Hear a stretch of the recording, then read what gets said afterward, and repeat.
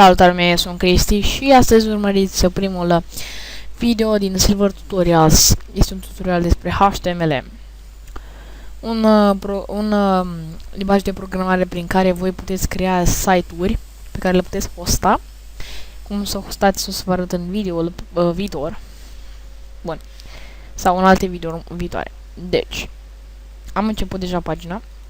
Tot ce vedeți aici o să găsiți în descriere pentru a le copia. Și acum să explicăm. Să începem cu începutul. Deci, în primul rând trebuie să creăm un notepad. De fapt, creăm de aici din notepad. Așa. Îl salvăm.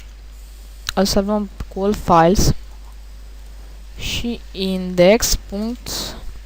Eu spun index2.html. Așa, îl închidem și index2.html cu ăsta. Bun, așa o să faceți. După ce ați făcut după ce ați făcut aceste lucruri, indexul ăsta dispare de aici. Așa, revenim aici. Bun.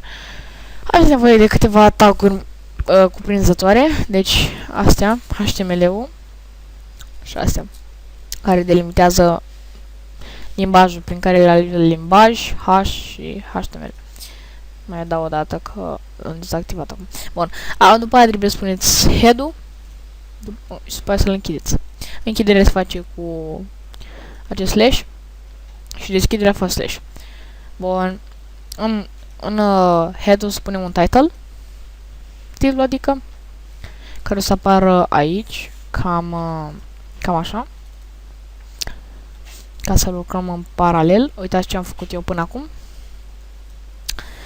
Și începem. Deci, font color, ca să punem o culoare, green, H1 ca să mărim dimensiunea, center pe centru. Și aici am pus numele, prima mea pagină web. Și apare aici.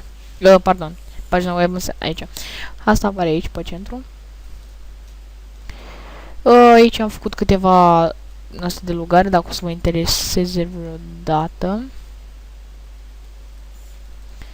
Așa, deci input type username pentru username, password pentru password, submit pentru... Da. Dacă o să scrieți asta în notepad și o să salvați cum v-am învățat, o să aveți ca mine. Și aici un canal de YouTube.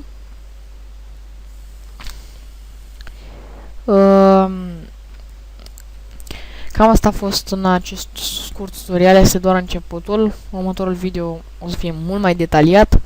Și vă rog să vă abonați la canal, să dați un like dacă v-a plăcut și o să lucrăm mult mai bine în următoarele videouri. Baftă!